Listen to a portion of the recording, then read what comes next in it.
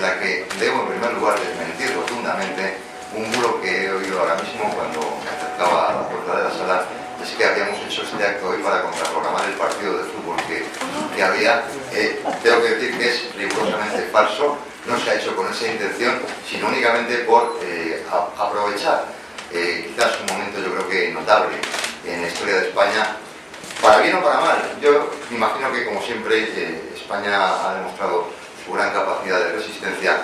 Será al final para bien, aprovechando ese hito que no deja de ser el 5 de enero del mes pasado, exactamente el 5 de enero del mes pasado, se cumplieron 75 años del rey de España. Uno más que hace una de estas redondas, como la de los 50 años, estas cosas, ¿no? Los 75, que es una cifra notable. Y quizás valdría la pena hacer una reflexión sobre lo que ha sido España y la persona del rey Juan Carlos en esos 75 años. Desde luego, no puedo dejar de agradecer, en primer lugar, la presencia de las personas que me acompañan en la mesa esta tarde. Don Juan Durán Lóriga Rodríguez, que nos acompaña por varios títulos notables. Diplomático de una larga trayectoria en la diplomacia, ha desempeñado importantes embajadas, señaladamente la de París, ha trabajado toda su vida profesional en el Ministerio de Asuntos Exteriores, y también es un hombre que, por tradición, pertenece a una estirpe ilustre, muy ilustre en esta casa en concreto, y muy ilustremente riojana. Son los Rodríguez. Su segundo apellido le delata como miembro de esa familia, que es justamente una familia muy emparentada con Sagasta, quien fuera en 1901 de los fundadores de la casa. Y de hecho, un Rodríguez, Tirso Rodríguez Sagasta, es el segundo presidente de esta casa en los años 1902 y 1903. Su presencia aquí obedece, hombre, también a estas cosas. Un conocedor y un experto en lo que ha sido la política exterior española en una buena parte de esos 75 años en los que él incluso ha sido protagonista de ella, de esa política exterior. Y luego también es un hombre muy vinculado a don Juan, al padre del rey, al monarquismo liberal o al liberalismo monárquico español, no solamente porque él lo es, y a carta cabal, me lo insistía ahora antes de empezar el acto, dice: yo hablaré como monárquico liberal. Y dices, hombre, ciertamente procediendo de la familia Sagasta, no cabe duda que era de esperar que el liberalismo fuera una componente importante de su pensamiento. Muchas gracias, porque contamos con su presencia, y no contamos muchas veces con la presencia de personalidades del calibre de don Juan Durán Lóriga en esta tribuna y en esta casa. Así que, desde luego, muchas gracias por acompañarnos esta tarde. También nos acompaña José Luis San Pedro, hombre que también en los entornos de esta entidad es conocido, no ciertamente por la faceta en la que hoy le contemplaremos, pero sí en facetas muy aproximadas.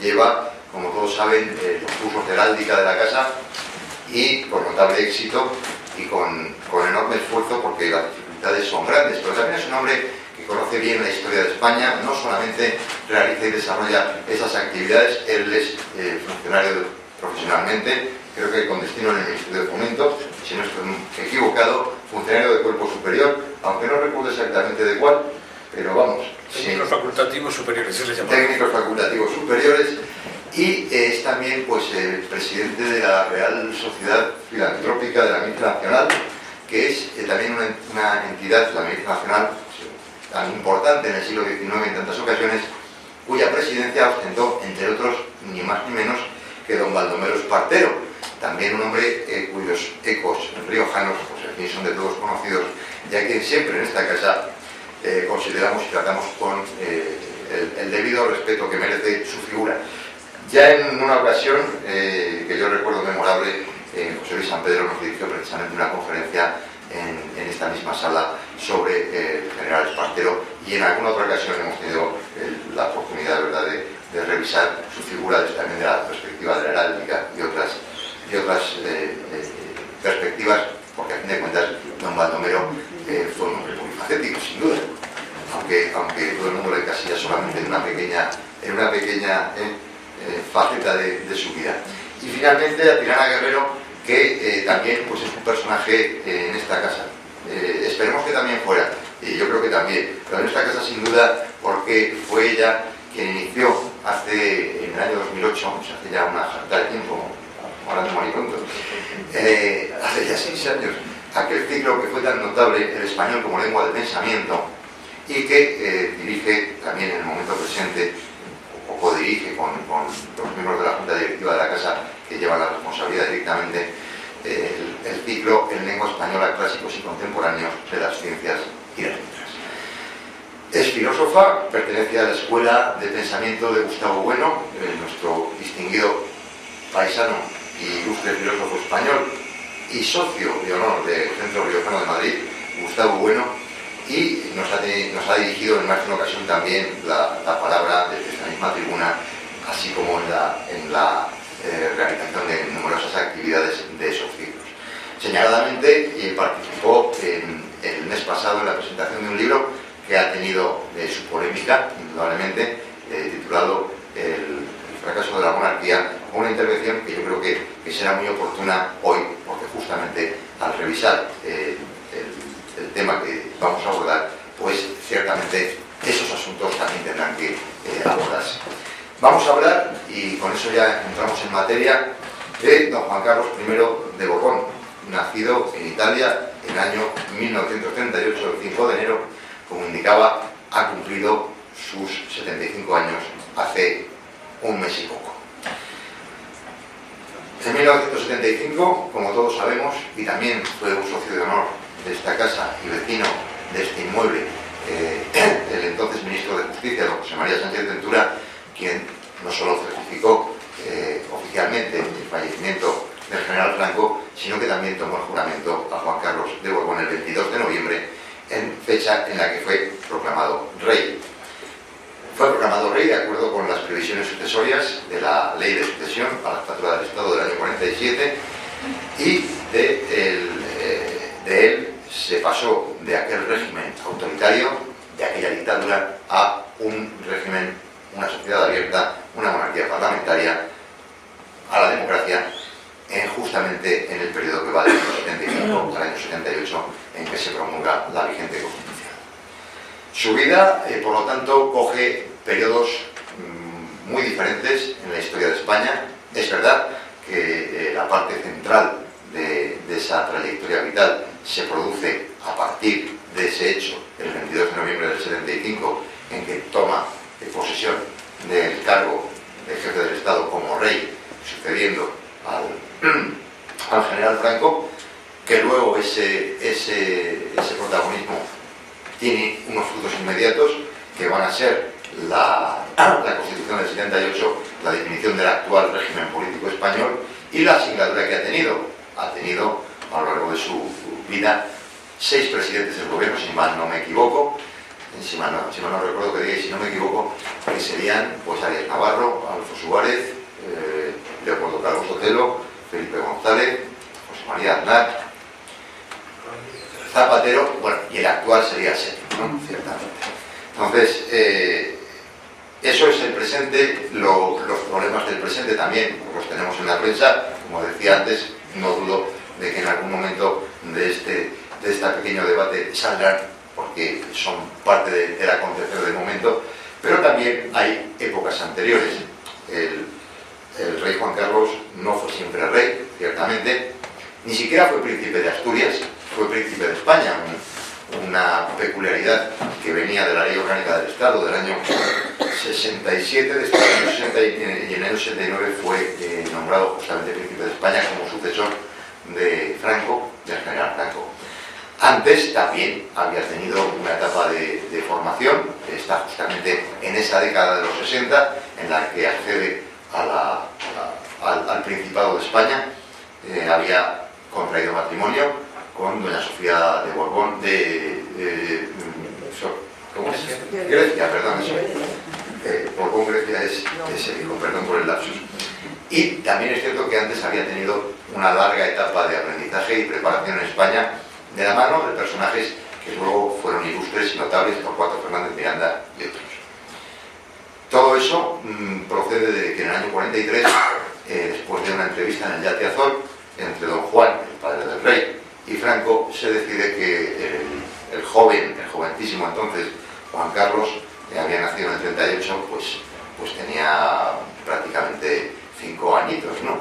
Se va a desplazar a España para educarse en España y iniciar un largo periplo en aquel momento, 1943, pues incierto, que sin embargo con el tiempo se iría concretando en todos estos hechos.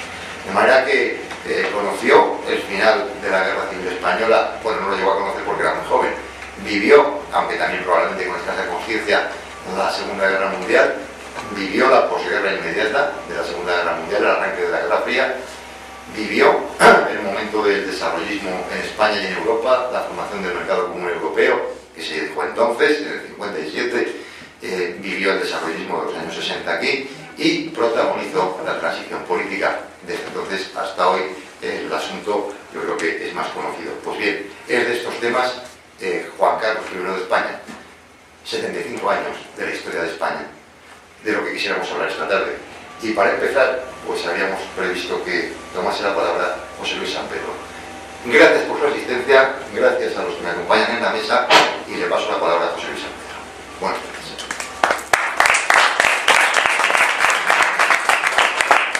Muchas gracias, presidente. Muchas gracias a los presentes. La entrada no es tan pequeña, al final de cuentas, porque es al partido y demás. El odio de Franco por los partidos tiene su justificación en lo que se ve. Ahora en serio, lo que nos concita hoy es precisamente, como ha dicho Pedro, los 75 años de Su Majestad el Rey don Juan Carlos I, que son 75 años de la historia de España.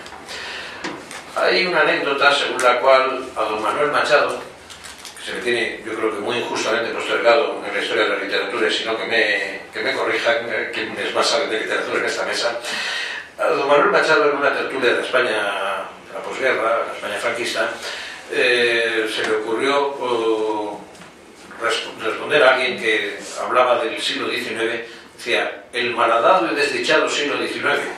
Y don Manuel Machado dijo, pues anda que el 20, pues 75 años de la historia de don Juan Carlos y de la historia de España nos ponen en la tesitura de decir que efectivamente el siglo XIX fue terrible, la violencia y la crueldad que tuvieron las 3 guerras carlistas se han olvidado disueltas por la crueldad y la tragedia que supuso la guerra civil del 36 y del 39, pero no fue peor la guerra del 36 que las guerras carlistas.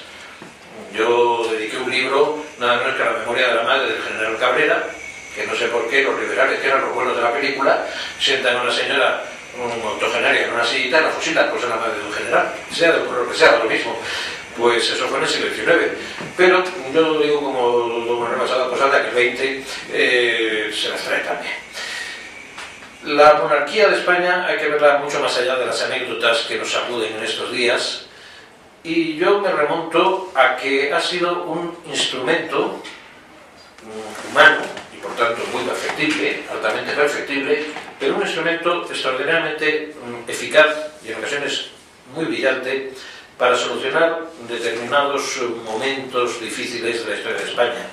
Difíciles y soluciones según se mire, claro.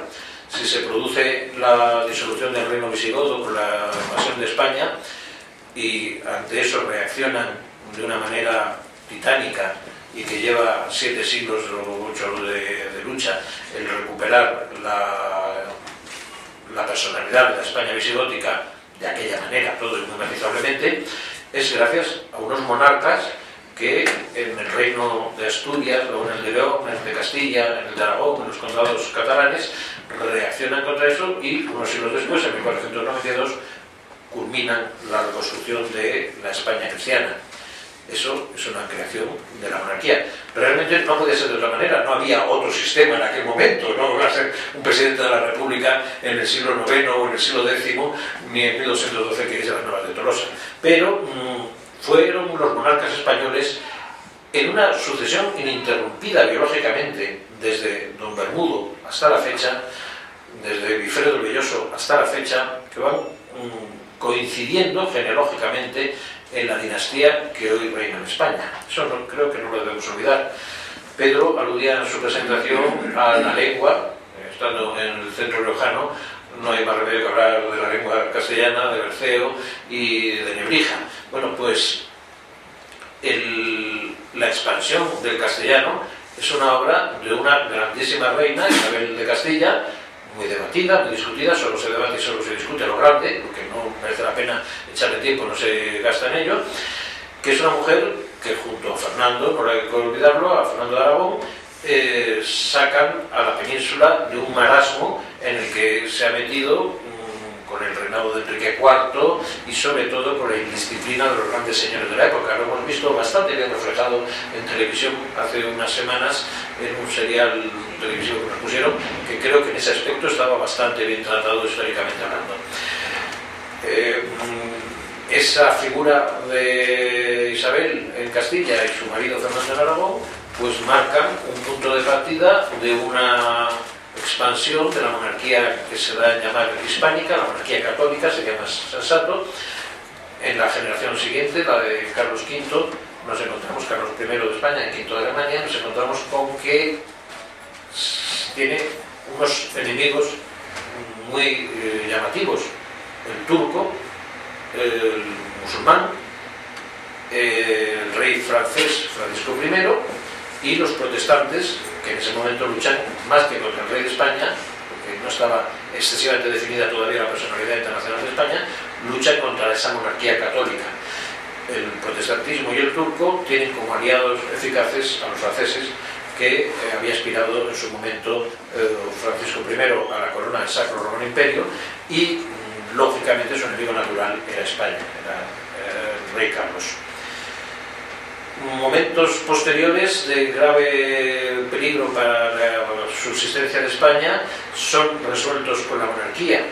En un momento dado nos vamos a encontrar con la figura de Alfonso XII, el pacificador, que saca del marasmo en el que se ha hundido la península ibérica, el Reino de España sobre todo, después de un sexenio de caos que se inicia en 1868, y la figura de Alfonso XII el pacificador, frustrada por su temprano fallecimiento en 1885, es la que encarrila a España en unos criterios que no se pueden llamar auténticamente democráticos, pero que van aproximando a España a los modelos de liberalismo, de constitucionalismo, que servirían para ir desarrollando unas ideas de democracia algo más profundas.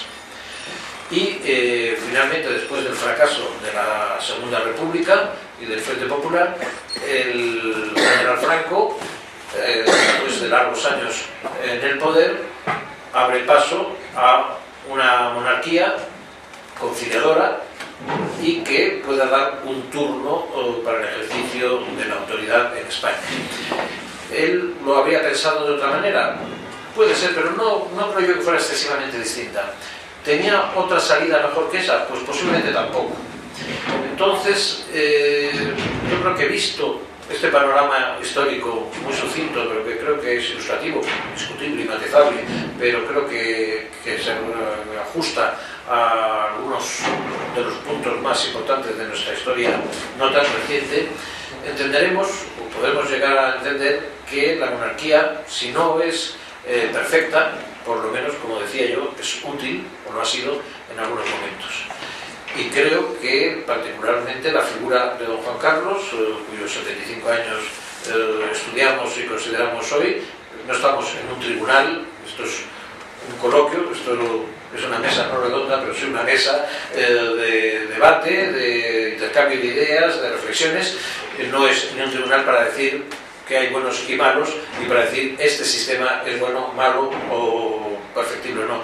Es simplemente la exposición de la reflexión sobre unos acontecimientos y unos personajes que han hecho lo que en ocasiones han creído que era su deber, lo que se les ha posibilitado a lo largo de la historia, y lo que tenemos que procurar entre todos, entre don Juan Carlos el primero y los aquí presentes y los demás, es que, haciendo buenas las palabras de don Manuel Machado, el siglo XXI, que todavía estamos casi estrenando, no sea ni mucho menos paragonable ni al XIX, ni al XX, ni a los anteriores. Nada más, eso. Muchas gracias.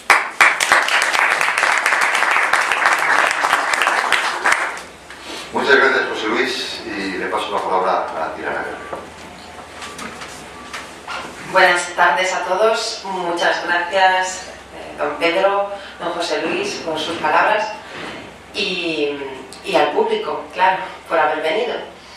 En este caso, tal como me ha presentado Pedro López, cosa que yo le agradezco, recordando la intervención en la presentación del libro de Javier Castro Villacañas, es verdad que fue el momento a partir del cual pues se me ha dado la posibilidad de pensar en determinadas cuestiones. Y es verdad que bueno, cuando celebramos los 75 años de don Juan Carlos, en primer lugar, pues parece que lo que toca decir es que hay que felicitarle, ¿no? Se cumplen 75 años, y en ese sentido no diría yo, y entonces me permitirá don Pedro que corrija el planteamiento de sí la mesa, no son 75 años de la historia de España, porque como introducción noseológica, si se puede decir así, los filósofos, no digo que yo lo sea, pero nos preocupamos, bueno, sí, estoy hablando en primera persona, se preocupan de las cuestiones noseológicas y no se puede decir que se cumplan 75 años de historia de España, porque afortunadamente para el rey, quizás también para nosotros, está vivo. Y en ese sentido, si fuesen 75 años de la historia de España, querría decir que ya habría fallecido, podríamos saber qué ha pasado después y desde la plataforma que nos permitiera ver su vida como concluida, formando parte de un periodo de nuestra historia, entonces sí poder juzgar. Entonces, cojo las palabras del anterior interviniente en la mesa redonda, don José Luis, es verdad que no se puede juzgar, pero principalmente no por una cuestión moral, que también, sino porque históricamente no se puede decir que don Juan Carlos sea una figura reliquial, no es una reliquia. En ese sentido, no forma parte del campo semántico de la historia, por decirlo así. Es un personaje que está vivo, no solamente en el sentido orgánico de su vida individual, sino que políticamente representa una institución de una nación que España, y subrayo, todavía está viva. Ha recordado en este sentido de todavía de España, don Pedro, el partido de hoy entre el Real Madrid y el Barcelona, y yo venía en el coche diciendo, hay que ver que tenemos que pasar la tarde preocupados de qué va a pasar con el PSC, si Carmen Chacón, si el otro, si el cual. Y claro, realmente la noticia esta tarde ha sido la de si el PSOE y el PSC, o sea, el Partido Socialista de Cataluña, se van a extinguir. Y esto, respecto a España, presenta, creo que tiene relación con el tema, me estoy yendo un poco, pero creo que tiene relación, presenta vamos a decirlo así, un partidismo falso. Presenta en la ideología de nuestro presente un partidismo entre republicanos y monárquicos que es falso. ¿Por qué? Porque aquel catalanista o de la comunidad autónoma que fuera, pero en este caso, como he puesto el ejemplo del PSC, el catalanista que quisiera separarse de España tendría que ser republicano por obligación. Es decir, no se puede presentar el republicanismo en España como liderado por aquellas regiones que precisamente se quieren separar de España, que tiene un rey. Y entonces, pues no les compete poder decidir si el rey va a ser suyo o no. Evidentemente es rey de España y no puede ser rey de una comunidad autónoma que busca la secesión. Y en el caso de que lo consiguiera, pues no tiene ningún sentido.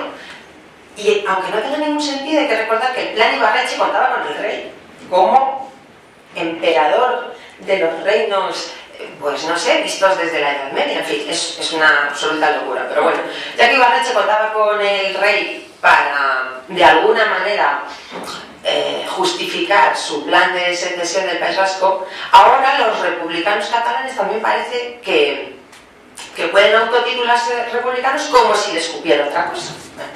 Dicho esto, entonces, puesto que no son 75 años de una reliquia, sino de una persona que está viva y representa una institución del Estado, decía yo, pues partimos de que se felicita a alguien cuando cumple esta edad. Ahora bien, distinguiendo entre el individuo y la persona, puesto que no hablamos de un individuo cualquiera, sino que hablamos del monarca, y en este sentido su individualidad, digamos que sirve es así, sirve, también la perspectiva utilitaria la ha presentado don José Luis, sirve a la corona y de alguna manera representa el mayor símbolo de la unidad de España, pues no son momentos verdaderamente de felicitación. Por la anécdota que yo contaba del PSC y por todos los sucesos que a lo largo de esta historia de la democracia española se ha ido viendo en relación a España y especialmente en relación a su figura. Y en este sentido, pues,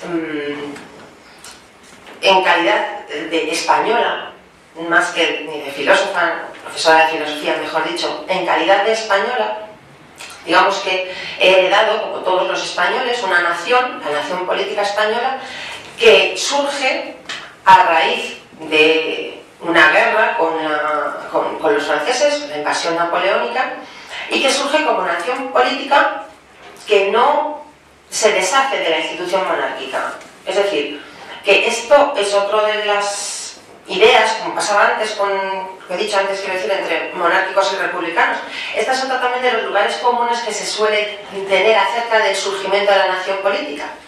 Y es que se suele tomar el modelo francés como modelo de nación canónica, desde luego tiene bastantes méritos para ello, pero la nación española tiene su peculiaridad y es esta, no es originalmente republicana, y no lo es, y la izquierda española, que dio lugar a la nación política como concepto, en este sentido en cuanto que es soberana y por tanto ocupando el lugar que el rey hasta entonces, según la concepción del antiguo régimen, ocupando entonces la soberanía de la propia nación, pues no se deshace de la corona. Y los momentos que desde entonces, durante la historia de España, no ha habido monarquía, pues realmente han resultado catastróficos. En ese sentido también parece, como los catalanistas, que somos monárquicos también porque no nos ha cabido mejor suerte. Pero siendo así, en cualquier caso, yo como española, desde luego que creo que es una institución que merece el mayor de los respetos, un respeto que los... No, si digo los partidos políticos ya acuso de una manera totalitaria y entonces hago mal.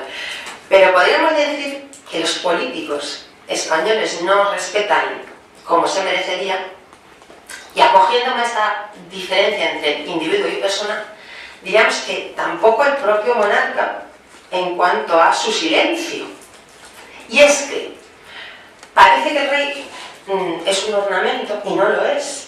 O diríamos, desde esta concepción de la nación política como una nación libre ya de las instituciones propias del antiguo régimen, como son el trono y el altar, esa asociación entre el trono y el altar, pareciera pues que el rey no tiene una función que cumplir. Hay quien cree que es así, y entonces realmente dice, bueno, pues ¿para qué rey? Pero claro que tiene funciones que cumplir.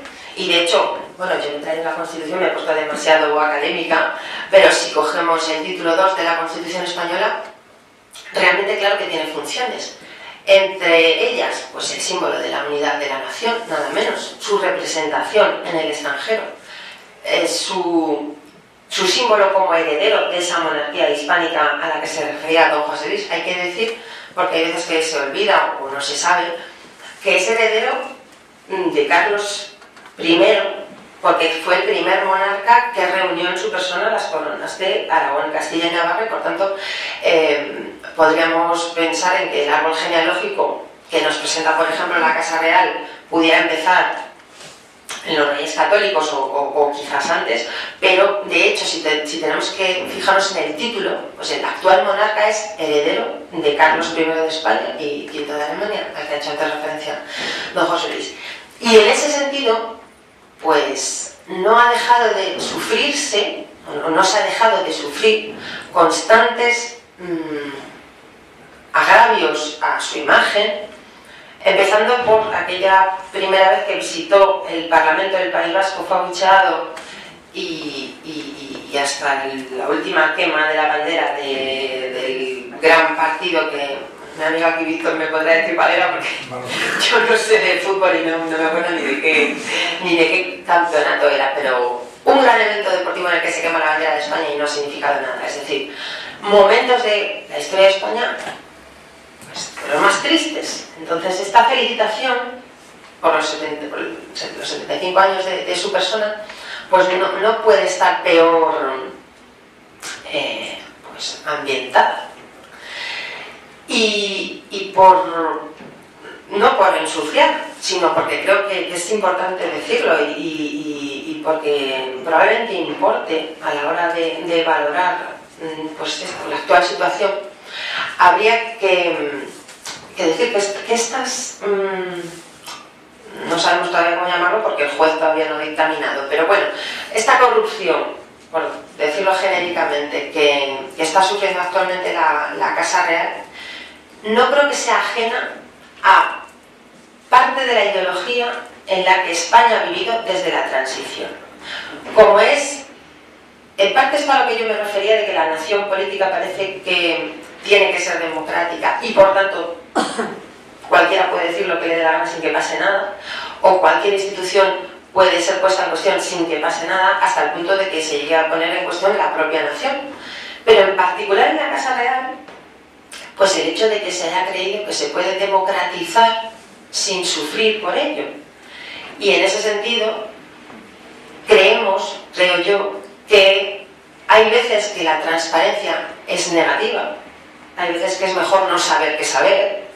De hecho, el telediario, cuando estamos escuchando últimamente las noticias sobre la Casa Real, pues podríamos decir, la censura podría venir bien, porque los españoles estamos asistiendo a una serie de confidencias o de, ¿cómo decir?, testimonios ante un juez de determinada familiar del rey, vamos, el caso Urdangarín, pues que hasta que no se sustancie, como se dice, que me hace mucha gracia esta palabra, ¿no? Hasta que no se sustancie la causa, pues huelga a estar todos los días teniendo que escuchar esta basura periodística, ¿no? Podrían decirnos cuál es el final y no este constante tira y afloja y con todas estas no son menudencias desde luego, pero bueno, ya me entienden ustedes, ¿no? Con la palabra basura yo creo que he dicho bastante. Y pues qué decir, que en este sentido ojalá, y en cuanto que esta tradición de la que venimos hablando de la institución monárquica como no ajena a la propia revolución española, de una izquierda que no fue republicana sino que fue monárquica, la izquierda liberal, la izquierda de segunda generación, cuando también don Pedro ha presentado a nuestro tercer interviniente como monárquico liberal, yo pensaba, pues como la segunda generación de la izquierda, porque realmente monárquicos eran los liberales más exaltados, podían ser monárquicos sin ningún problema. Pues como digo, ojalá y esta tradición se mantenga, pero por el concurso de todas las instituciones, es decir, no solamente de los propios españoles, no solamente del propio pueblo, sino de las propias instituciones, incluida la monárquica.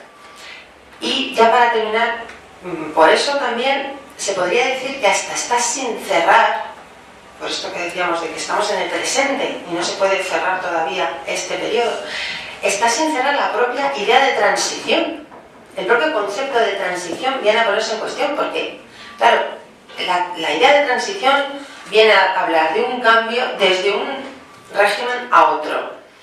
Pero en la medida en que esta segunda parte signifique el fin de la nación española por los proyectos en marcha de secesión de algunas de sus partes, en caso de que esto sea así, pues la transición tendrá que cambiar de nombre, porque históricamente, en el futuro, no se podrá llamar transición, por lo menos diríamos, será un concepto emic de los que lo vivieron, porque realmente si transitamos hacia el fin de esta nación, realmente habrá que modificar el nombre. Pero bueno, como ha dicho nuestro presidente, España es resistente, esperemos que sea así, y en todo caso, pues lo veremos, supongo, si no nosotros, nuestros descendientes.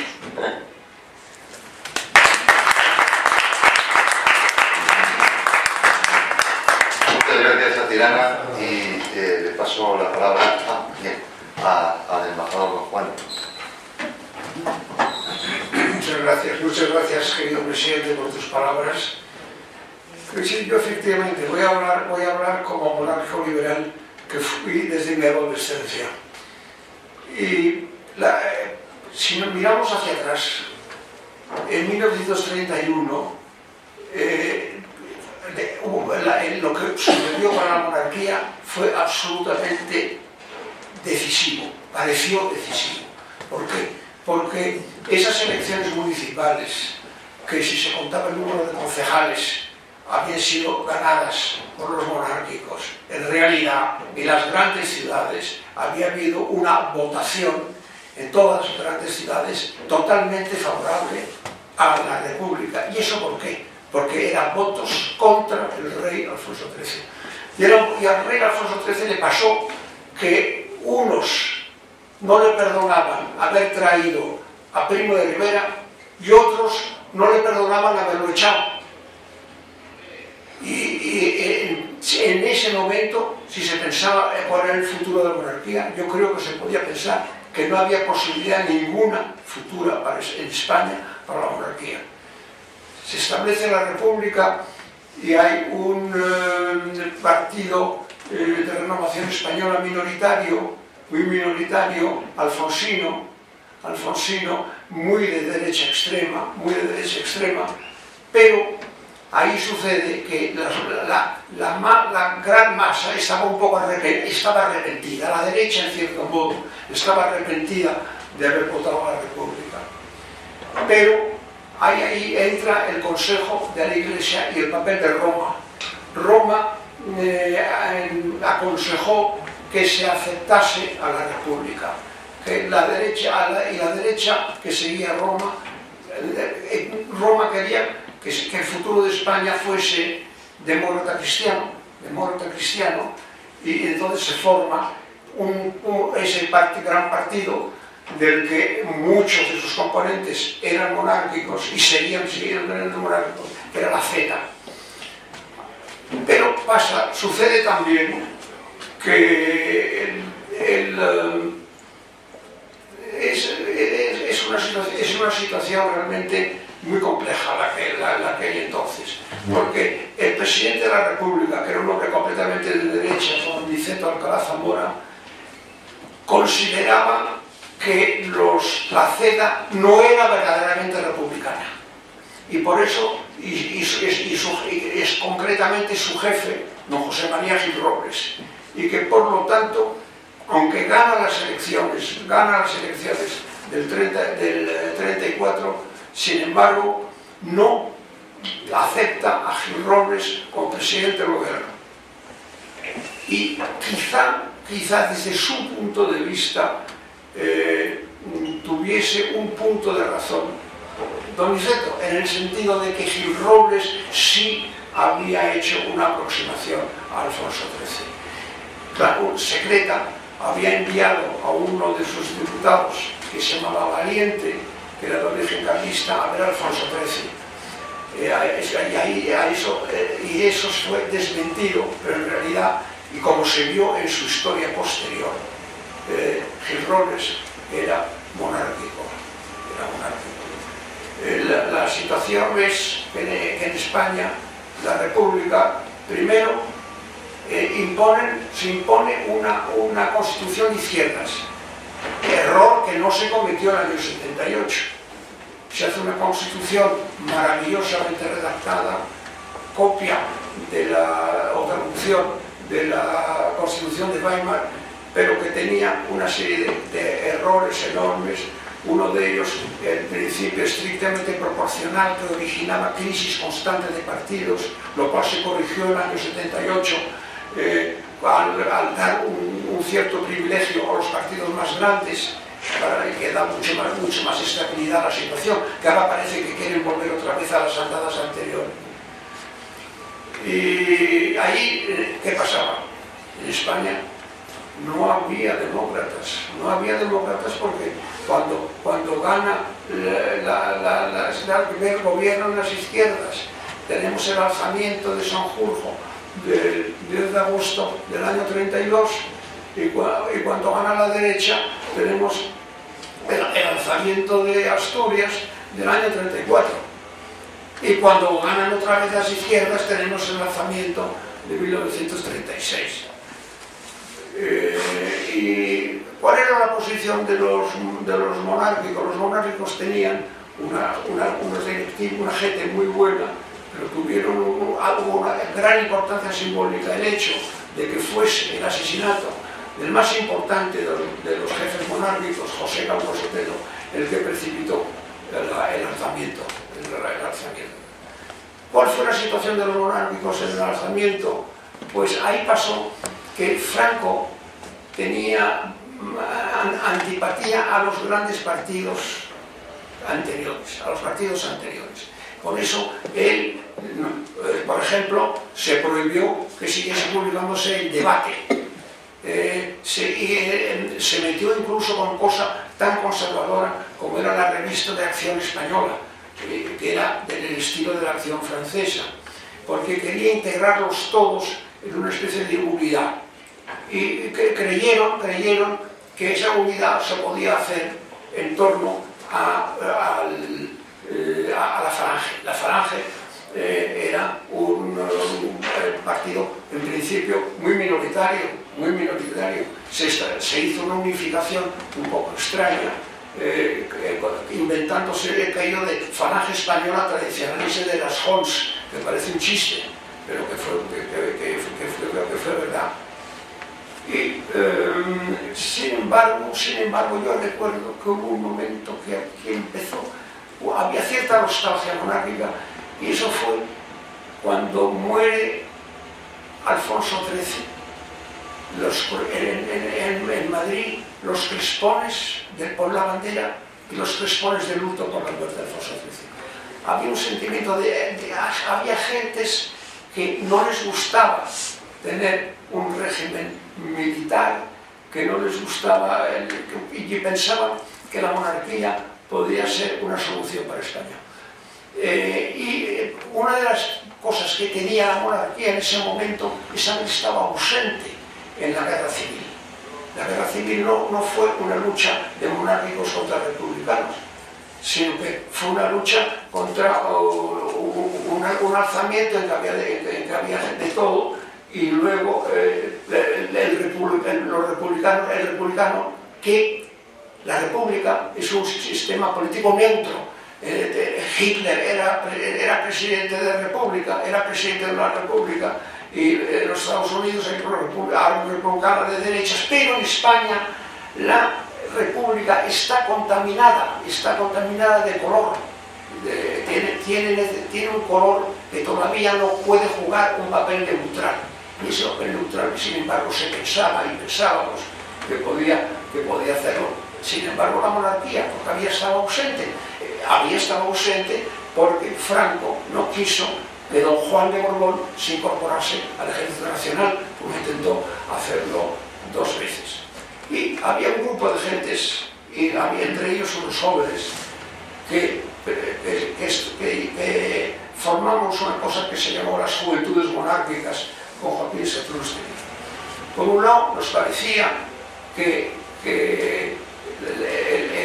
el ataque alemán a Polonia había sido un acto absolutamente inmoral, y sobre todo la alianza provisional con la Unión Soviética y el reparto de Polonia eran hechos realmente abominables, y desde un punto de vista ético.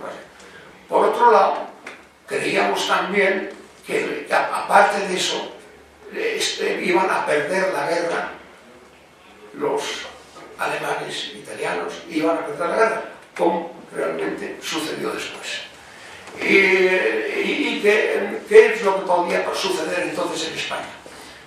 Hay un momento, a medida que va avanzando la guerra y todo, en que se empieza a sospechar, a pensar, por parte de los aliados occidentales, principalmente Francia, Inglaterra y los Estados Unidos, que se va a ir a un enfrentamiento de alguna manera con los rusos, con la Unión Soviética. Y entonces hay un peligro, que el peligro es que en España, porque fue una cosa, nadie daba una peseta por la supervivencia de Franco. En ese momento, pero si preguntan una opinión, se creía que Franco no iba a sobrevivir a la derrota alemana. Y entonces apoyaban una fórmula de don Juan, que fuese don Juan el rey de España en un gobierno democrático, moderado democrático. Eso le daba al movimiento juanista un carácter muy ambiguo, porque en sus declaraciones y en sus textos tenían que hacer cosas, textos que por un lado podían ser interpretados como liberales y por otro lado se podían interpretar que utilizaba lenguaje autoritario. Hacían unos textos, había algunas de las proclamas entonces, utilizaba palabras de Vázquez de Mella. Pero claro, esas dos lecturas, pues resulta que la lectura que se dio a todo eso fue absolutamente contraria y negativa, y se hizo una grande campaña contra don Juan de Borbón. Se le desacreditó, se dijo que había sido en la armada inglesa.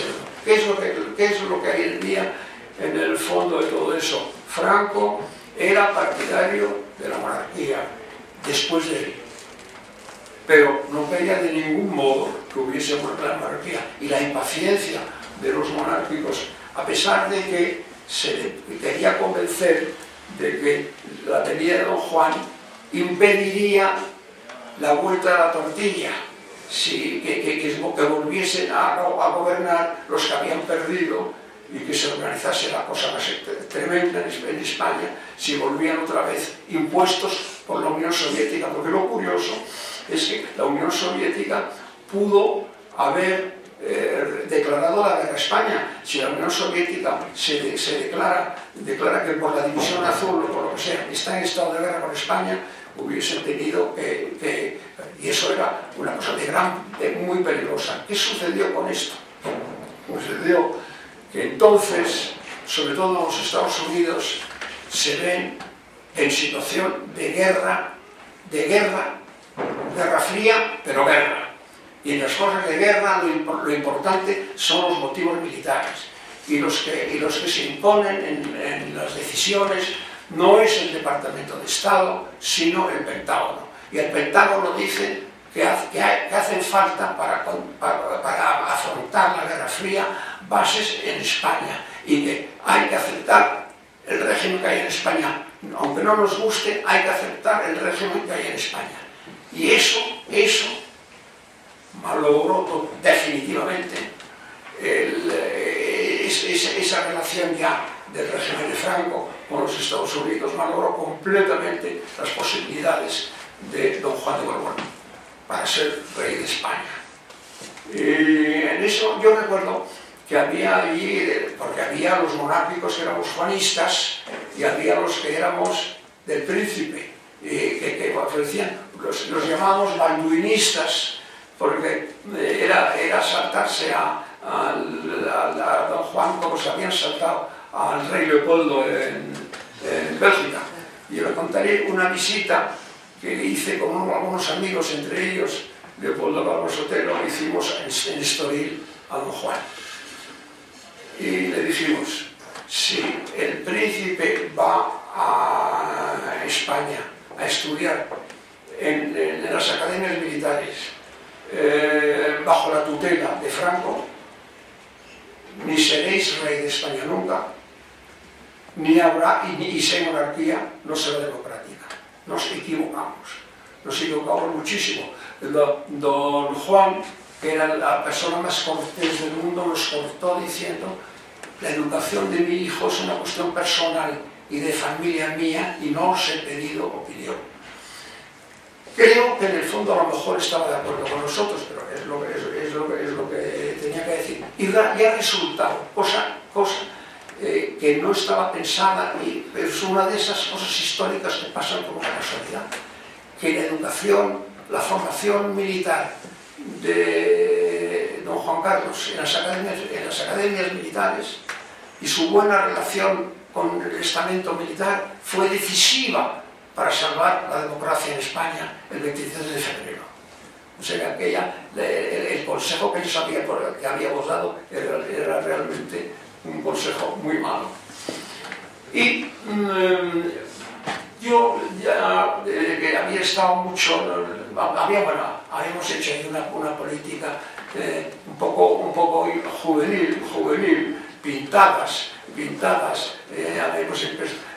imprimíamos unos manifiestos y unas cosas, pero nunca fue este movimiento de jóvenes. Pero entre nosotros hubo gente que tuvieron después un importantísimo papel. Yo ya me estaba metido en la carrera diplomática. Además, lo curioso es que mis padres tenían un miedo enorme que yo me dedicase a la política. Yo tenía mucha afición, pero mis padres no tenían mucho miedo. Y entonces cuando les digo a mis padres que voy a hacer las oposiciones a la carrera diplomática, se miran y dicen: maravilloso, maravilloso. ¿Por qué? Porque preferían verme en las quimbambas a verme en Carabanchel. Esa era la verdad. La cosa es que yo entonces ya me profesionalicé mucho y fui exactamente, abandoné toda actividad política y fui estrictamente un diplomático profesional. Y en el momento con el príncipe de España, como se llamaba entonces, tuve una relación muy buena. Y les voy a dar un ejemplo de ello. Es que cuando yo soy nombrado embajador en Jordania, voy a despedirme del príncipe. Y en un momento se levanta y dice: voy a escribir una carta. Y se pone a escribir una carta en inglés, manuscrita, que me da para que yo se la entregue al rey Hussein. Yo la carta no la conozco su contenido, porque la cerré delante del príncipe, la cerré para mantener la confidencialidad. Y estoy seguro de lo que decía, que el embajador que va de España es una persona de mi confianza. Y entonces yo tuve dos cartas credenciales. Las credenciales oficiales firmadas por el generalísimo y las credenciales extraoficiales firmadas por el príncipe, que me abrieron muchísimas posibilidades a mi gestión de 5 años que estuve en Jordania.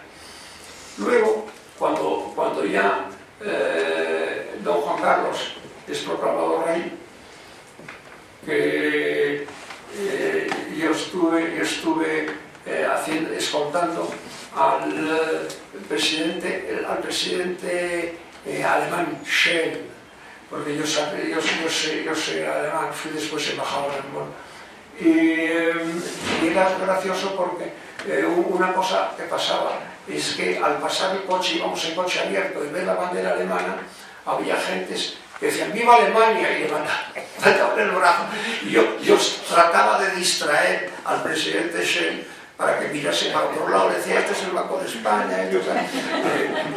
Y me dijo: ¿ya veo que está usted preocupado de esto? Nada, viejos amigos, y nada, y eso no lo tiene validad. Y ya tuve unos puestos de mucho interés. Fui director general primero de Norteamérica, y eso intervine mucho en la organización de la visita del rey a los Estados Unidos. Es decir, ahí fue una época fascinante, porque teníamos la seguridad de que era necesario anclar a España, que España tenía que estar anclada para que España se moviese desde una socialdemocracia a un partido de derechas moderado, y que España terminase con esa serie de ciclos de extrema derecha y después extrema izquierda. Y para ello era fundamental la relación con los Estados Unidos. Antes de que yo llegase, fuese el director general, estaban ya negociando una renovación de los acuerdos, y los acuerdos fueron elevados a tratado, que eso ya fue un paso. Y después hay la decisión del rey, que había estado muchas veces en los Estados Unidos, pero ir como rey de España a los Estados Unidos. Y entonces allí era fundamental la presencia del discurso del rey en el Capitolio ante el presidente de la República de los Estados Unidos y todo. Era esencial, fundamental. Fue un poco difícil porque nos decían que eso solo había sucedido con la reina de Inglaterra, que no era costumbre que los jefes de Estado hablasen y fuesen invitados al Capitolio. Eso significaba un enorme espaldarazo, y se consiguió, y se consiguió. Y estos momentos más emocionantes que he tenido yo en mi carrera, el ver el rey hablando en el buen inglés que tiene, pero que no deja de tener un cierto español, se nota en cierto modo que es un español, pero muy bonito acento, y empieza a hablar, y hay un momento en que da su definición de la cual va a ser la democracia en España, y dice que va a ser un lo reconoce con alternancia política de partidos, etc. Y una ovación extraordinaria, pero extraordinaria. Fue un momento emocionante. Vieron realmente, porque la palabra democracia ha sido tan maltratada. Por un lado hay la democracia orgánica, por otro lado hay las democracias populares, que ahí se vio que hubo una confianza en cuál iba a ser eso lo los Estados Unidos. Después, pero hubo otro aspecto, otra cosa también muy importante, que fue que se pensó que el rey, era la primera vez que el rey iba a visitar el continente americano. Ningún rey, el rey muchas veces, él personalmente, muchas veces, conocía todos los países sudamericanos, pero era la primera vez. Entonces se decidió, hice una escala teóricamente técnica, lo que en realidad fue de Estado en la República Dominicana. Y aquello fue maravilloso. La gente estaba viendo al rey, el rey de España. Para ellos, el rey de España es un personaje mítico del que han oído hablar, el rey de España, porque figura, porque tienen por la institución un respeto enorme, como si fuese San Pedro, que hubiese aparecido de pronto. Eso fue, y los españoles también, y allí, después de eso, ya pasé a ser director general de Europa y Asuntos Atlánticos. Y ahí me ocupé mucho de lo que eran nuestros objetivos para el anclaje del que hablaba antes. España debe estar en la OTAN, España debe estar en el mercado común. En el mercado común tuvimos gente muy buena que se ocupaba de eso, y desgraciadamente nos pusieron unas dificultades que eran inesperadas, porque creíamos que nos iban a recibir con los brazos abiertos y que no nos iban a poner unas condiciones económicas tan duras que casi tardamos 10 años en entrar en ello. Pero la cosa es, y luego había las relaciones bilaterales con los países europeos. Yo estuve con el rey pues, en Italia, en Luxemburgo, en Holanda, en Dinamarca, en Suecia, y tengo una cosa. El rey en esos viajes era maravilloso cómo hablaba con los otros jefes de Estado, lo bien que quedaba España en sus visitas en la democracia España, lo bien que dejaba España era una cosa extraordinaria. Y también en su relación con la colonia española. En todos los viajes los embajadores invitaban a los españoles. Y en Estocolmo sucedió una cosa curiosa. Había un individuo que yo lo veía un poco inquieto. Y digo, ¿qué pasa? Es que yo soy comunista, pero royalista. Y quiero hablar con el rey. ¿Y qué le quiere usted decir? Pues le quiero contar que yo a mis compañeros suecos de trabajo les digo, en España tenemos un rey que es más alto más listo, más guapo y más rubio que el vuestro. Entonces le dije, no se preocupe usted que dije al rey, señor, aquí hay un español que le va a decir una cosa que le va a divertir mucho. Y tal. El rey se ve a carcajadas de esa cosa tan simpática de este español. Y allí fue en esas visitas en que tuve la posibilidad de conocer mejor y mejor al rey, sobre todo en su actividad internacional. Y fue conmigo siempre extraordinariamente amistoso y tengo por él un respeto enorme. Estamos ahora en un momento difícil. Yo creo un poco que hay una culpa de la prensa enorme en España. Enorme. Porque ha pasado en España una cosa que ha sido que tuvimos una cierta libertad de prensa antes de tener libertad política. Es decir, había lo que llamaban el Parlamento de papel y cuando llegó la monarquía se creían que ellos eran los que hacían la política. No informaban, no contaban lo que pasaba, sino que hacían. Todo eso viene de algunos periodistas que habían estado en los Estados Unidos en el momento de Watergate y la cosa de Nixon, la expulsión de Nixon. Y todos tienen vocación de haber cambiado, la política del país. Y eso, pero con todo, nuestra prensa tenía una especie de convenio no escrito de prudencia en sus comentarios. Y eso ha sido absolutamente olvidado y es una de las razones de la situación difícil que estamos en este momento. A mí me parece que esa monarquía española que el año 31 parecía muerta para siempre, ahora en el último cuarto del siglo XX, principio del XXI, ha sido una cosa maravillosa para España. El rey, debemos estar agradecidos lo que hizo el 23 de febrero y estamos secuentes, sí, estamos en tiempos difíciles.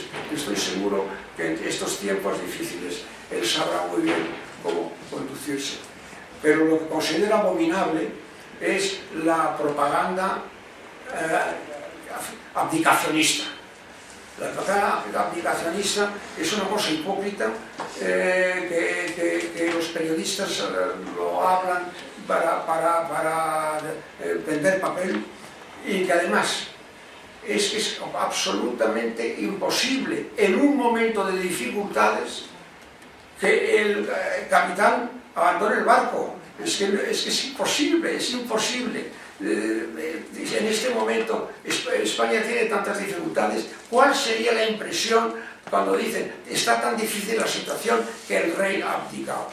Yo creo que el rey, afortunadamente, como han dicho el otro día, un comunicado de la Casa Real, el rey no tiene pensado abdicar. Es cierto, y es una satisfacción para nosotros el que el príncipe haya tenido un desarrollo tan extraordinariamente positivo en los últimos meses. Se ha dado una talla muy grande. No hablo de talla física, que se la tiene, una talla política muy grande. Y yo creo que este es un momento para que todos estemos junto al rey y que renovemos nuestra lealtad a su persona. Muchas gracias.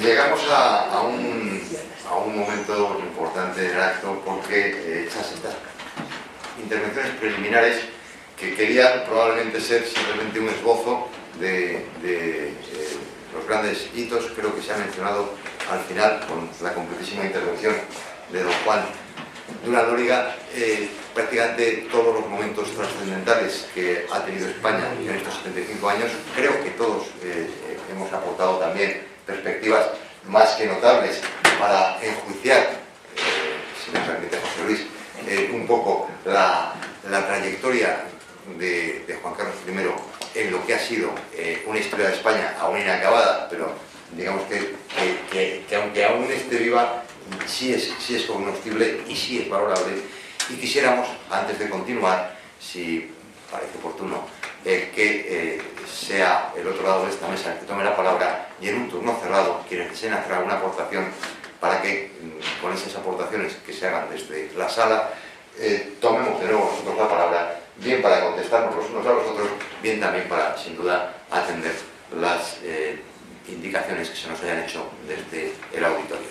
Si alguien tiene algo que plantear, que sugerir, que aportar, pues yo rogaría que lo hiciese ahora, pidan la palabra, se les da y continuaremos entonces con el debate. ¿Alguien?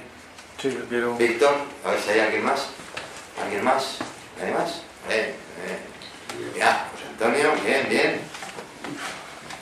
¿Alguien más? ¿Hay más? Bueno, no, bien, no, eso. Allí también. No, bueno, es que depende de lo que pregunten los anteriores. No, a ver, el turno es cerrado, o sea, si alguien quiere decir que lo diga ahora, bien, pues ya está. Entonces, adelante, Víctor, por favor.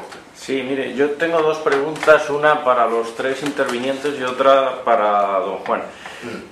La primera, la que es para los tres. Quería preguntarles cuál es su posición ante el hecho de que el rey no tenga responsabilidad penal.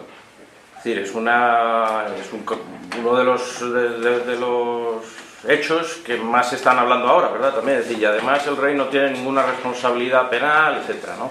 Que incluso ha llevado hace unos meses a que haya dos juzgados de Madrid que han inadmitido a trámite dos demandas que le pusieron dos ciudadanos que pretendían defender que eran hijos del rey. Y los jueces directamente inadmitieron las demandas porque decían que no se podía demandar al rey. Esa es la primera pregunta en general. Y luego la segunda en concreto. Quería preguntarle, ha dado usted por hecho cuando hablaba de que debemos todos agradecerle a Su Majestad la acción que tuvo el 23 de febrero, y ha dado usted por hecho cuál fue esa acción. Y yo quería preguntarle, porque además, claro, hoy por hoy también es algo que se está poniendo muy en duda, ¿no? Es decir, incluso este viernes pasado se llegó a publicar que el rey, en medio del 23, aquella tarde se le pilló brindando con champán, ¿no? Sí. Se le vio brindando con champán en el palacio. Entonces, esto se ha publicado el viernes pasado. Bueno, si es el caso, si no es conocido, a lo mejor merece la pena que lo explique en un minuto. Es decir, que el viernes pasado Iñaki Anasagasti publicó en su blog personal cómo había tenido hace unos años una entrevista con Sabino Fernández Campo, y Sabino Fernández Campo le contaba, entre otras muchas cosas, que en un momento determinado se encuentra a Su Majestad brindando con champán, ¿no? Entonces, quiero decir que, como ha dado usted por hecho cuál fue esa acción del rey, pues por eso quería preguntarle, es decir, que si... ¿Fue antes o después? Fue a la salida del... Para celebrar el fracaso del golpe.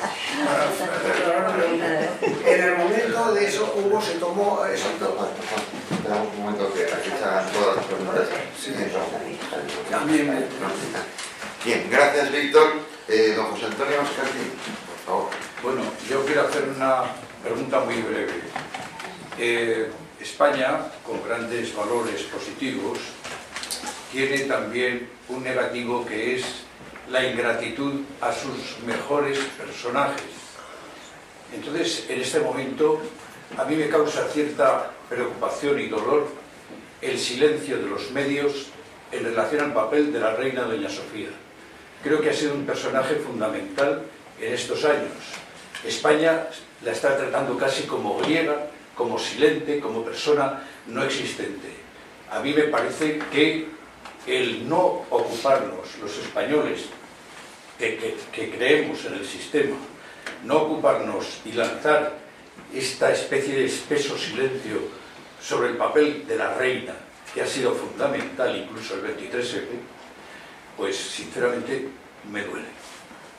Te agradezco la intervención, porque efectivamente quizás hemos tocado poco el personaje de la reina, pero sí lo hemos tocado. Yo recuerdo por una intervención mencioné la boda de Juan Carlos, el rey Juan Carlos con doña Sofía. Y quedaba aquella intervención. Sí, quería pedirles a los ponentes que opinan sobre la supuesta relación de la monarquía, en concreto de Juan Carlos, con la izquierda y con los nacionalistas. Hay alguna teoría sobre que hubo un pacto en la época de la transición que se sigue manteniendo ahora y que eso es lo que de alguna forma está impidiendo a la derecha gobernar o al centro gobernar, sino salvo por periodos muy cortos. Pues muchas gracias. Yo no sé qué orden queréis. Ya hay preguntas que van dirigidas muy especialmente a alguien, aunque no creo que queramos todos, ¿verdad? Yo tengo respuesta, pero bueno, pues adelante, lo de que el rey no tenga responsabilidad es una fórmula de todas las constituciones monárquicas. Pero además hay que tener en cuenta una cosa, que es que ningún acto del rey político es válido sin la ratificación de un ministro. Eso es una cosa que sucedió siendo con Alfonso XIII, con 16 años, preside su primer Consejo de Ministros y dice: me reservo los ascensos militares. Y el ministro de Marina, que era un duque liberal, que era el duque de Veragua, le dijo: le voy a leer el artículo de la Constitución, y dice que toda decisión por la política necesita la firma del gobierno. Es decir, que lo político, la responsabilidad es del gobierno. A mí, si me perdonan, querría matizar la afirmación que se ha hecho Víctor. Sí. No se habla solamente de responsabilidad penal, se habla de responsabilidad de toda índole jurídica, porque verdaderamente tener hijos no es ningún delito. A veces lo parece, pero no es ningún delito. Lo que hay aquí es un asunto que trasciende este asunto de la irresponsabilidad del rey, de otros jefes de Estado, no solo monarcas, sino también presidentes de la República, y es la admisibilidad o no, en este caso, de las presuntas paternidades. Artistas de la canción, etcétera, etcétera, también han visto paradas a veces las pretensiones de paternidad si no se han aportado una serie de documentos acreditativos o cuando menos indicativos de ese asunto. No obstante, eso, insisto, está al margen de lo penal. Si hubiese tal cantidad de aportación de pruebas que pareciese que sí que eso es indiciario, aunque no se admitiese a trámite, el escándalo podría llegar a ser de tal calibre, y también además hoy día las aportaciones del ADN, no ya de la persona directa del rey, sino de otros parientes, que al final terminarían siendo vinculantes, digamos, ante la opinión pública. Entonces, el problema que se ha planteado muchas veces en teoría y en la práctica no, es saber qué serían casos más graves. En casos de corrupción, en casos de delitos, en casos de asesinato. El rey se vuelve loco y mata al amante de la reina. Bueno, pues ¿qué pasa en ese momento? ¿Es imputable o no es imputable? ¿Es juzgable o no? Bueno, habría que verlo. Habría que ver en qué caso, y se ha planteado incluso ahora el caso de, tanto que se habla de la aplicación, si el rey aplica, deja de tener esa prevención jurídica. Pero olvidemos que no es solo el rey que la tiene, es que para procesar a un diputado, a un senador, también hay que pedir permiso en la Cámara para desaforarlo, etcétera, etcétera, etcétera. O sea que aquí hay mucha gente muy protegida y eso habría que replanteárselo quizá. No obstante lo cual, yo creo que en el caso de la responsabilidad criminal, sobre todo de la responsabilidad penal, si el caso fuese cierto, o cuando menos hubiese índice de posibilidad de veracidad en el asunto, habría tal escándalo que aquello podría dar mucho que hablar y podría llegar a poner en crisis la institución. Entonces, son cosas que están pensadas, por un lado la responsabilidad política, la que aludía el embajador, por otro lado las responsabilidades civiles que entran en otro mundo, y en las criminales, pues si llega a haber un caso criminal, al final eso saldría, sería muy difícil que se tapase los tiempos que corren. ¿A Tirana? Sí, quería decir a Víctor que De todas maneras, esta condición de la inviolabilidad, que se ve como un privilegio, y es verdad que comparándolo con los diputados, pues se ve como todavía la influencia del antiguo régimen, también se puede entender como una debilidad, en cuanto que no tiene acción al margen de lo que este referendo político le permite. Y en cuanto a que el rey como tal figura, en esta distinción que he dicho entre el individuo y la persona, está hasta tal punto absorbido en la persona, digamos, en la corona, que en este sentido sería como una especie de cierre postulatorio de la Constitución, dejando fuera de lo que sería el recinto jurídico lo que es la propia nación. Es decir, en cuanto que representante de España, aunque fuera un asesino, cosa que, bueno, ya se vería claro, pero quiero decir, dado que su representación es de la permanencia del Estado, podríamos verlo como cierta, ¿cómo diríamos? Sí, como cierta cláusula antijurídica. O sea, no puede ser que el representante de la nación sea tratado como un igual. Pero bueno, en todo caso, porque personalmente pues sería tratarle como un niño o como un discapacitado. Entonces, en ese sentido, o sea, desde el punto de vista de su individualidad personal, más que un privilegio es un insulto, no tener responsabilidad penal. Pero... eso. No, ¿cuál era la otra cosa que habías dicho? Sí, no, precisamente es que... El 23 de febrero. Sí, me permites un segundo. Es que precisamente pensaba en la pregunta cuando has referido a los sucesivos insultos, citadas, etcétera. Claro, que no son contra un sujeto, sino es contra la persona, ¿no? Es decir, precisamente lo que... Se tolera esta aclaración, pero lo suyo no es que haya un debate entre alguien de la sala y la mesa, sino que el debate sea colectivo, ¿eh? Bueno, pero como me lo has tolerado... nada, eso que precisamente era porque en cierto modo es otra cara de la misma moneda, ¿no? Claro, sería... O sea, aquí en este caso, el juicio al rey sería por inacción, por omisión. Es decir, y yo creo que este es el problema que se puede plantear como tal después de haber hablado todos, que es que parece que no pasa nada. Y claro, como lo que está pasando es tan grave, precisamente aquellos máximos representantes de la institución que representan a la nación, no solamente de cara al extranjero, sino a los propios españoles, pues la frase de Felipe... Bueno, todavía el príncipe, claro, iba a decir Felipe VI, pues la sucesión. En Cataluña no es ningún problema, o qué sé yo, o hablando se entiende la gente, etcétera, etcétera, etcétera. Claro, frases que se pueden interpretar, darle todas las gracias que quieras, pero el hecho es que parece que no pasa nada. Y como es evidente que pasa tantísimo, yo me preguntaba hoy, el rey sanciona las leyes y en ese sentido los estatutos de autonomía. ¿Verdad? Claro, qué contradicción que el rey de España pueda sancionar un estatuto que dice en su preámbulo que Cataluña, por decisión del Parlamento, es una nación. O sea, es como si el propio rey estuviese incurriendo en una contradicción que o bien ha de eliminarse el estatuto o bien ha de poner en cuestión su propia figura. Pero el estatuto catalán dice todavía eso.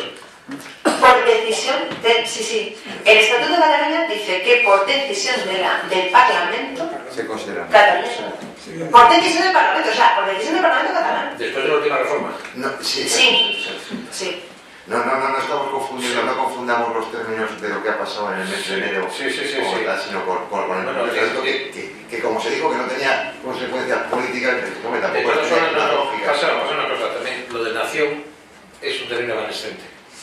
Discutible.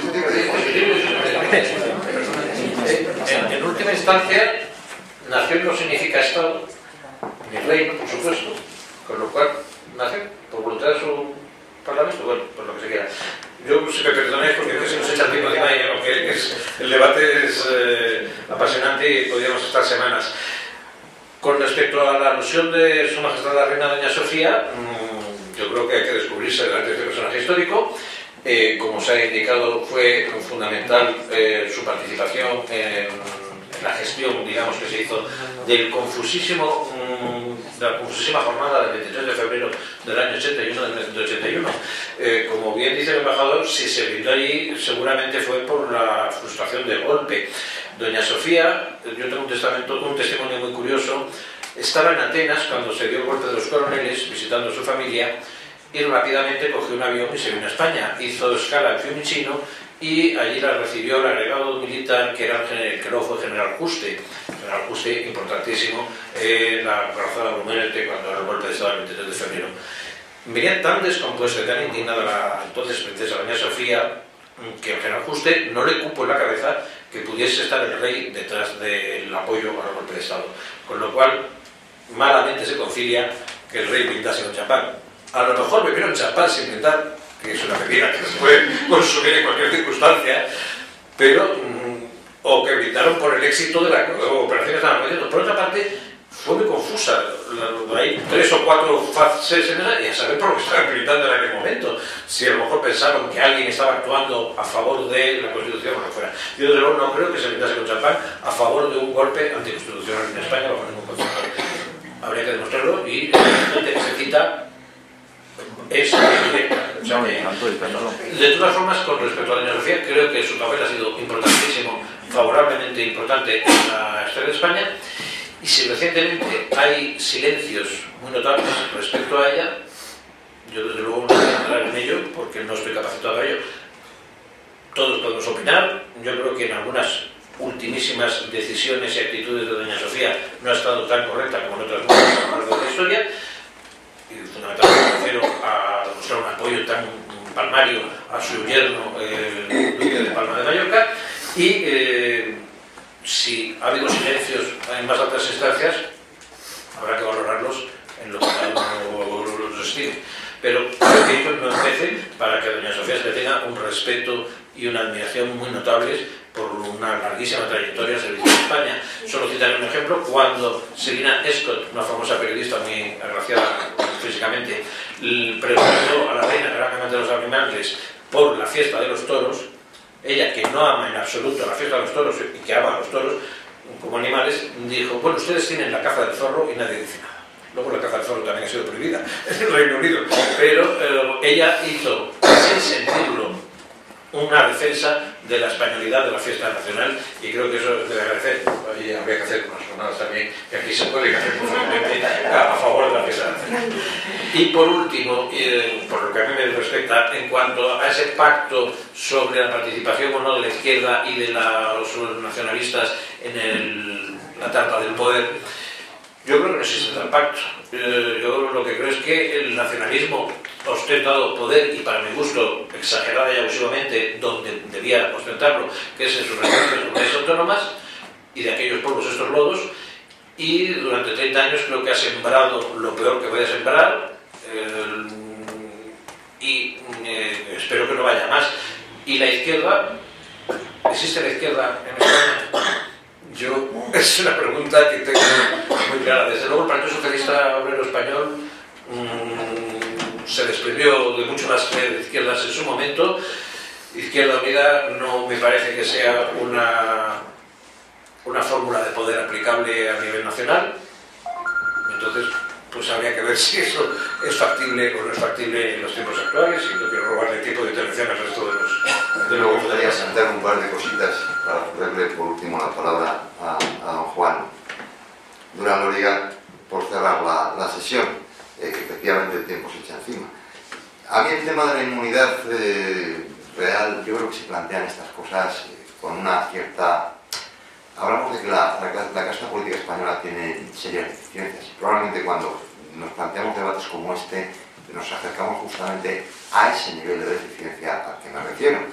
Recordarán todos ustedes que el año pasado, pues un presidente de los Estados Unidos, Barack Obama, consiguió el asesinato de un destacado personaje siniestro, pero que efectivamente no fue llevado a juicio ante una corte, condenado y después ejecutado, fue asesinado. Es que el ejercicio del poder, hombre, España no es un país como Estados Unidos, ciertamente, pero aquí, si miramos nuestra historia, en un repaso como el que ha hecho antes José Luis, pues encontramos recordemos que reyes de España tomaron decisiones análogas. Pensemos también, aunque no haya que irse tan lejos, que el Estado de Israel ha practicado, y sus dirigentes las han practicado, esas medidas con relativa frecuencia. También Inglaterra. Quiero decir que nos planteamos el tema de un modo, yo creo que un tanto infantil. Por supuesto, nadie entienda, y lo quiero dejar muy claro desde el primer momento, que no tengo ninguna simpatía por un asesinato o por un homicidio. Ni aconsejo a nadie que la tenga. Lo que no puedo dejar de señalar es que cuando se establece la inmunidad en las actuaciones de los más altos responsables de la acción de gobierno de una sociedad, esas cosas que luego hacen que algunos reclamemos siempre con escaso éxito sin duda, pero no por ello con menor intensidad, la necesidad de una separación de poderes que asegure el control de unos sobre otros para que en ningún caso se produzcan monstruosidades. Pero es que esas cosas luego pasan. Y acercarse a ese tipo de fenómenos desde la perspectiva, es que entonces no es igual que yo, dice, pues no te quepa duda, no es igual que tú. Ni remotamente, ni debe serlo. En cuanto a los hitos ocurridos en el reinado de Juan Carlos I, yo creo que un poco la intención previsora de esta sesión, ciertamente la Unión Europea, la OTAN, la incorporación real, en términos incluso de nivel de vida y de bienestar de la sociedad española, al estándar del entorno en el que se ha querido mover siempre, el entorno europeo, pues efectivamente son hitos que se han conseguido, seguramente no por la acción expresa y directa del monarca. Tampoco sería justo atribuírselo a un gobierno o a otro gobierno. Todos los gobiernos de España, con la época de la monarquía después del año 75, pero también los anteriores, contribuyeron a ello, sin duda.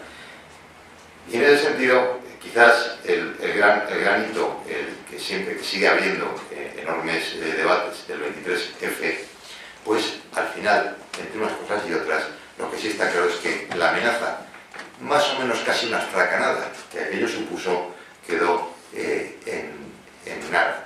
Quedó en nada en cuanto a lo que es el afectar a la vida de los ciudadanos. Sí es cierto que hay sobre ese hecho teorías de lo más diverso. Yo no voy a entrar ahora en enjuiciarlas, y que probablemente, como todos los hechos históricos que tienen que ver con conspiraciones, dan para largo tiempo. Recordemos simplemente ahora que más de 150 años después del asesinato de Prim, todavía hemos tenido ocasión de conocer importantísimas revelaciones, justamente también en este año 2012 recién pasado. Así que yo personalmente creo que, si bien es cierto que hoy hay bastantes sombras que se ciernen sobre la situación de la monarquía y del monarca más en particular, don Juan acababa su intervención hablando sobre el abdicacionismo, ¿no?, que se nota tanto en los medios de comunicación. Yo también me apuntaré a decir que los medios de comunicación en España han entendido la libertad de prensa, y ya que citábamos al general Prim, recordemos que la frase era de él, que una cosa es la libertad, señores, y otra el libertinaje. Aquí, más que libertad de prensa, tenemos libertinaje de prensa.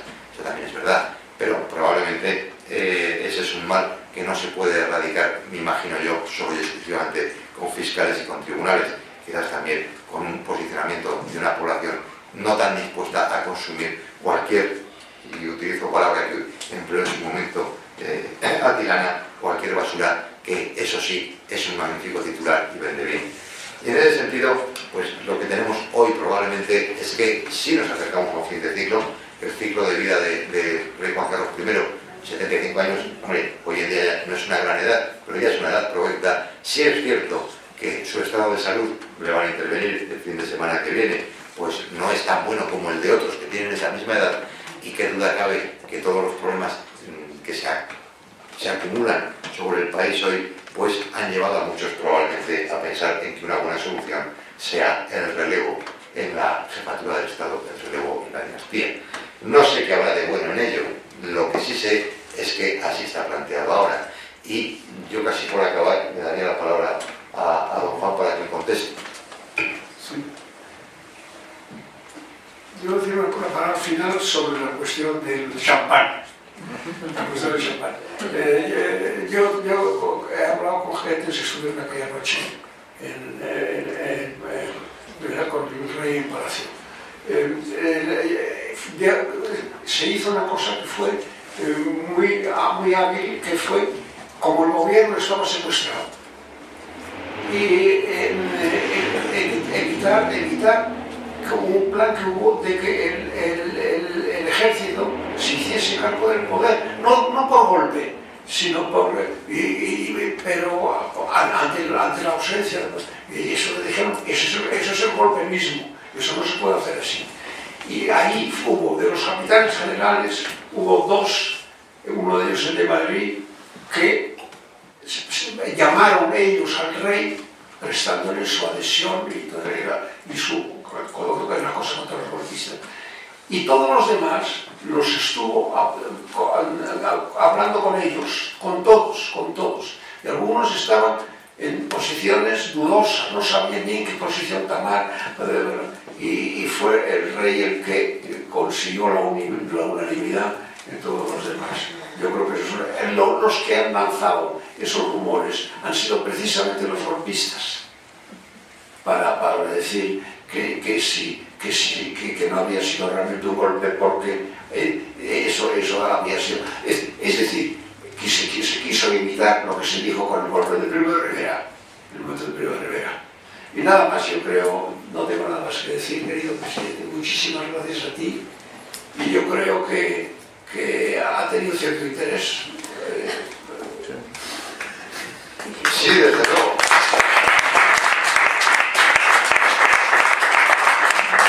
Muchas gracias, porque sí que creo que hemos tenido la ocasión de hacer una revisión, bueno, pues, no completa, tampoco sería posible que en una sesión breve tuviéramos una revisión muy completa, pero sí que creo que hemos podido revisar, yo creo que todos los hitos fundamentales de lo que ha sido el reinado de Juan Carlos I, un reinado por otra parte largo. Si pensamos que empezó en el 75, pues llevamos una temporada larga, va a durar casi 40 años, abdique o no abdique ahora, ya está muy cerca de los 40 años en el ejercicio de la corte, ¿no?